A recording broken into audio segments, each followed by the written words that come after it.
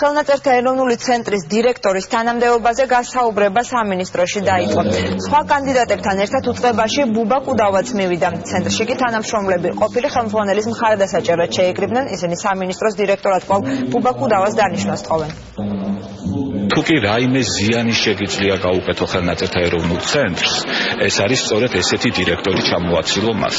სწორედ ასე აღიქვამს ჩვენი საზოგადოება ამ ფაქტს და ეს ერთსულოვანი მხარდაჭერა არა მარტო ჩვენი ცენტრის თანამშრომლების, არამედ მთელი სამეცნიერო საზოგადოებისა საქართველოში, რაც მათ რეკომენდაციებში გამოიხატა ეს მხარდაჭერა, ამ აზრზე. ბატონმა ბუბამ ძალიან იოლად აუღო აქ დანერგილ პრობლემების კვლევას, ახალი ვინმე რომ მოვიდეს, იმას დაჭირდება წლები, რომ დაეუფლოს აქაო სამუშაოების კვლევას, ყველა თანამშრომელს გვინდა და ეს ჩვენი სურვილი ხელისმოწერითაც დასტურეთ, რომ კვლავ დაგვრჩეს, ჩვენ დაგვიტოვონ ეს შესანიშნავი ორგანიზატორი, მკვლევარი, ნიჭიერი ადამიანი.